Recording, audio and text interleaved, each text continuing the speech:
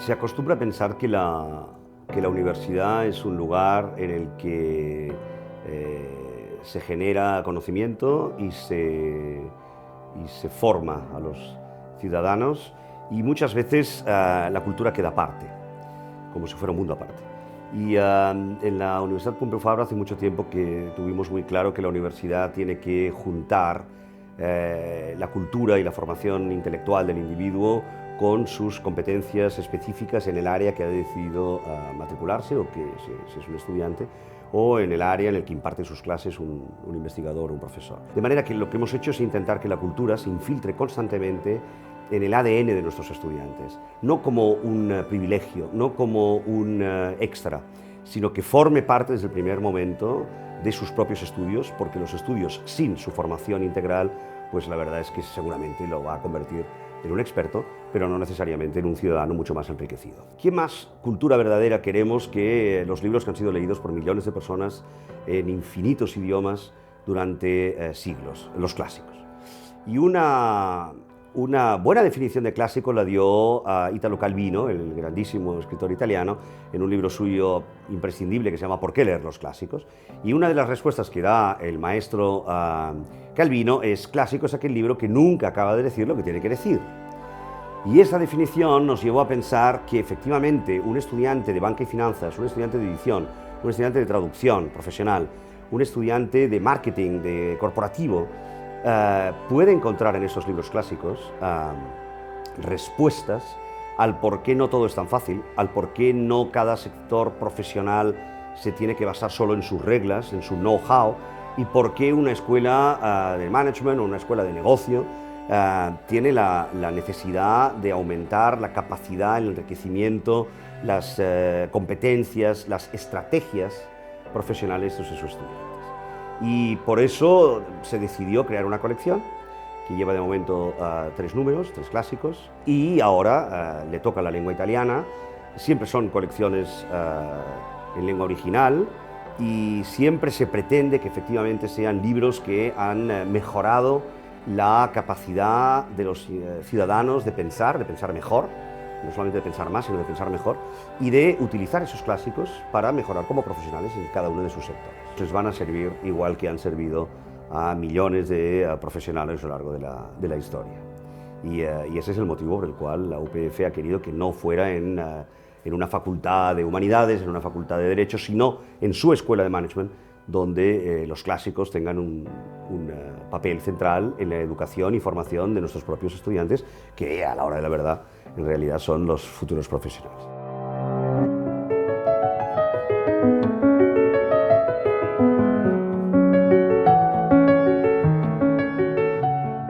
Le es necesario al príncipe que quiera seguir siéndolo, aprender a poder no ser bueno y utilizar o no este conocimiento según lo necesite. Se debe señalar que el odio se gana tanto con las buenas como con las malas obras. Así que, como ya dije antes, un príncipe que quiera mantener su estado se ve a menudo forzado a no ser bueno, porque cuando aquella colectividad esté corrompida, te conviene seguir su humor para satisfacerla, con lo que entonces las buenas obras son tus enemigas. Yo creo que Maquiavelo es bueno, aunque realmente no sé si se le puede clasificar de bueno o de malo, porque él trasciende esta dicotomía. Lo que sucede es que Maquiavelo, con el tiempo, se lo ha ido maquiavelizando, valga la redundancia. Pero él al final lo que hizo fue describir la realidad de su tiempo tal y como la percibió haciendo de diplomático, más allá de cómo debía ser éticamente. Y a través de esta observación, lo que sucedió es que a veces obvió o incluso alteró a aquella plantilla ética cristiana que había dominado el pensamiento occidental durante siglos, en los cuales había una correspondencia directa entre lo que era la rectitud moral y la conveniencia. Es decir, hasta entonces lo que era moral era bueno y era conveniente, y lo que era malo era inmoral y por lo tanto siempre era inconveniente y no se debía hacer. Y al final lo que él dice en El Príncipe es que debemos ocuparnos del ejercicio del poder, más allá del bien y del mal. Y da una gran preponderancia a la honestidad de la cual creo que hoy en día podríamos aprender mucho y ponerla en práctica incluso en nuestros puestos de trabajo, ¿no? Y esta honestidad en el fondo es muy revolucionaria, porque llega a decir que de algún modo, siendo honesto, se puede escapar de la trascendencia. Y este hecho no debe de gustar absolutamente nada a sus contemporáneos. ¿Por qué? Porque superar la trascendencia significa, de algún modo, que está diciendo que aquel que es capaz y aquel que es honesto puede llegar a ejercer el poder mejor que aquellos que han sido elegidos por providencia divina, porque el príncipe en aquel momento es príncipe por providencia divina, no por voluntad ni por capacidad. Hay dos modos de combatir, uno con las leyes, el otro con la fuerza. El primero es propio de los hombres, el segundo de las bestias. Por lo tanto, es necesario que un príncipe sepa actuar según convenga, como bestia y como hombre. Estando pues el príncipe obligado a saber comportarse a veces como una bestia, de entre ellas ha de elegir a la zorra y al león, porque el león no sabe defenderse de las trampas, ni la zorra de los lobos. Es pues necesario ser zorra para conocer las trampas y león para atemorizar a los lobos. Un líder es un sujeto contradictorio y definir un líder es algo muy complejo. Cuando lo intenta Maquiavelo respecto a su muy querido y admirado y halagado príncipe Lorenzo de Medici, lo hace de un modo en el que queda claro que para ser líder necesitas cumplir con algunas competencias y con algunas virtudes, pero también decide algo que a mí me interesa mucho, sobre todo con nuestros estudiantes, cuando entran en las empresas o cuando hacen enriquecer las empresas o cuando adquieren relevancia en las empresas o cuando tienen que tomar decisiones. Siempre les recuerdo que cuando hicieron el máster les decíamos que uno es líder no porque pretenda serlo. En realidad uno no puede pretender ser un líder porque al final lo es o no en función de lo que piensen de él los demás. Entonces mi muy modesta manera de ver el liderazgo es la siguiente. Yo creo que un líder es una persona que se legitima para pedirle a su equipo que haga lo que él ya ha demostrado que puede hacer. Esto es muy importante para mí, que un líder lo sea porque lo ven como tal los demás, no porque el líder diga que lo es. Y estamos demasiado acostumbrados a los líderes vistos como personas que dicen serlo, pero el líder de verdad no es el líder que dice ser líder. Mahatma Gandhi fue un líder de verdad, porque sus ciudadanos lo consideraron así. Y por lo tanto, para ser líder yo creo que lo primero que hay que hacer es muy modesto y tener unas expectativas a la altura de lo que tú sabes que eres capaz de hacer. Al revés de lo que muchas escuelas, desde luego no la nuestra, pretenden venderle al joven futuro profesional. Tienes que confiar en nosotros porque te vamos nosotros a hacer líder. Cuando en realidad nosotros no pretendemos hacer líder a nadie, pero pretendemos que nuestros jóvenes profesionales se formen de tal manera que sean o que entren o que consigan alguna vez que sus equipos los sigan, les ayuden porque lo consideren líder. Pero el liderazgo es un concepto muy complejo y para ser líder hay que dudar mucho y yo creo que para ser líder hay que aprender muchísimo de los errores.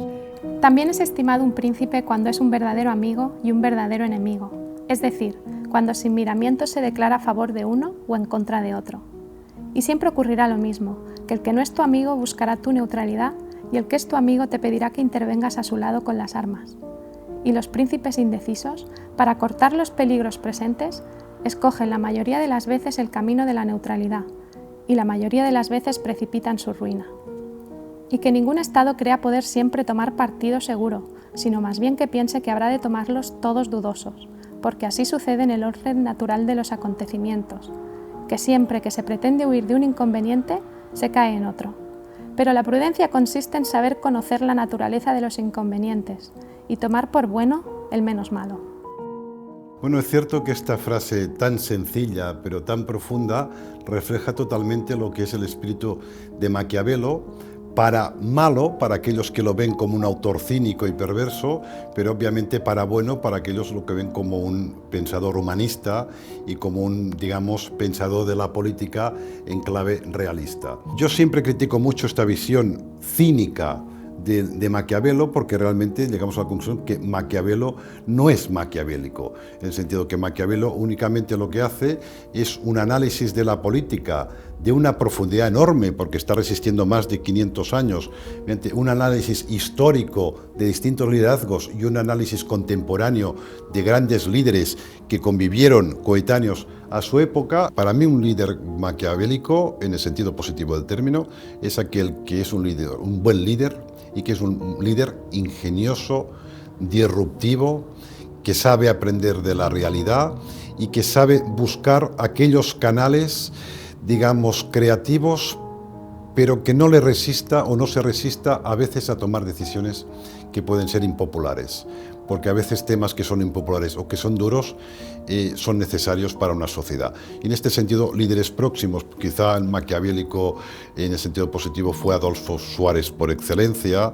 parcialmente unas buenas épocas de Felipe González, y a nivel internacional quizá Winston Churchill, que no es que me apasione especialmente, pero era el que tenía unas orientaciones más maquiavélicas, salvo en esa vertiente más personal que hacía un tipo de comentarios cínicos que se escapaba, pero como político y en ejercicio son políticos inteligentes que saben utilizar la política desde un punto de vista casi científico como un instrumento, como maestros de esgrima que manejan bien el arte de la esgrima, pero que además no tienen miedo en innovar, en romper algunas reglas cuando es necesario y algunas veces pues sacrificar algunos elementos que pueden ser costosos para su popularidad